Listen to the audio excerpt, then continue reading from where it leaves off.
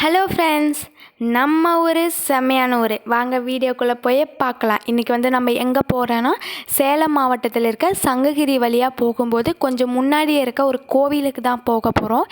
என்ன கோவில்னால் வாங்க வீடியோக்குள்ளே போய் பார்ப்போம். என்ன கோவில்னால் ஒருக்காமலை அப்படிங்கிற சொல்கிற ஒரு கோவிலுக்கு தான் போக போகிறோம். இது வந்து எங்கே இருக்குன்னா, சங்ககிரி போகும் வழியில் கொஞ்சம் முன்னாடியே நீங்கள் ஒருக்காமலை அப்படின்னு சொன்னாவே கரெக்டாக இறக்கி விட்டுருவாங்க பஸ்ஸில்.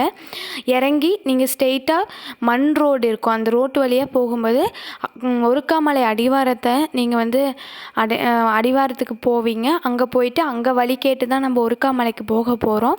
இப்போ வந்து நம்ம பாருங்கள், அங்கே சுற்றி ஒருக்காமலையில் சுற்றி மலைகள் பாறைகள் தான் இருக்கும். இங்கே ஒரு பாறை இருக்குல்ல, இதுக்குள்ளே தான் சாமி இருக்குது. அந்த மலைக்குள்ளே அந்த பாறைக்குள்ளே தான் சாமி இருக்குது. ஃபஸ்ட்டு நம்ம அது அடிவாரத்தில் போய் பொங்கல் வச்சு வழிபட போகிறோம். பாருங்கள், அங்கே போனதும் பொங்கல் வைக்க நாங்கள் ஆரம்பிச்சிட்டோம். நிறைய குரங்கெல்லாம் இருந்தது. அதுக்கு வந்து நாங்கள் கடலப்பொரி வாங்கி கொடுத்தோம். ஃபஸ்ட்டு 2 பாக்கெட் வாங்கிட்டு வந்தோம். ஒரு பாக்கெட்டு நாங்கள் பிரித்து கீழே வச்சுட்டோம், தெரியாமல் கீழே வச்சுட்டோம். அதை எடுத்துகிட்டு போய் மரத்தை ஃபுல்லாக கீழே கொட்டிருச்சு. மரத்தில் ஏறி ஃபுல்லாக கீழே கொட்டிருச்சு. அதுக்கப்புறம் நாங்கள் இன்னொரு பாக்கெட்டை பிரித்து அந்த தட்டில் கொட்டிட்டோம். ஆனால் எல்லா குரங்குமே அதை வந்து சாப்பிட விடலை. பெரிய குரங்குகள்லாம் 3 மட்டும் வந்து அதை உள்ளே சாப்பிட்டுட்டு இருந்தது. சின்னதெல்லாம் அந்த பக்கம் இறஞ்சதெல்லாம் வச்சு சாப்பிட்டுட்டு இருந்தது. அரிசி, கடலப்பொரி அதெல்லாம் சாப்பிட்டுட்டு இருந்தது. பார்க்கவே ரொம்ப அழகாக இருந்தது. சுற்றிய மரம் ஃபுல்லாக குரங்குகளாகவே இருந்தது. பார்க்க ரொம்ப நல்லா இருந்தது. நாங்கள் கொண்டுட்டு போன வாழைப்பழம், தேங்காய் சாமிக்கு படைச்சிட்டு பொங்கல் எல்லாமே நாங்கள் குரங்குகளுக்கு கொடுத்துட்டு வந்துட்டோம். அதுக்கப்புறம் சுற்றியும் பாருங்கள், ஃபுல்லாக குரங்காகவே இருந்தது. இது டெய்லியும் சாப்பாட்டுக்கு என்ன பண்ணுன்னு தெரியல. ஆனால் அங்கே ஒருக்காமலை அடிவாரத்தில் டெய்லியுமே 50 பேர்த்துக்கு சாப்பாடு செஞ்சு கொடுப்பாங்களாம். அப்போது சாப்பிட்டுக்குவோம் அப்படின்னு நான் நினைக்கிறேன்.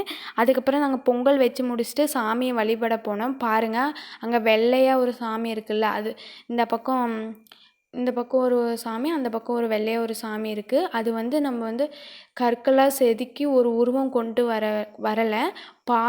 அந்த பாறையை அலங்கரித்து அதை வழிபட்டு வராங்க. பாருங்கள், பார்க்கவே எவ்வளோ அழகாக இருக்குது. இதுதான் ஒருக்காமலையில் இருக்க அடிவாரத்தில்.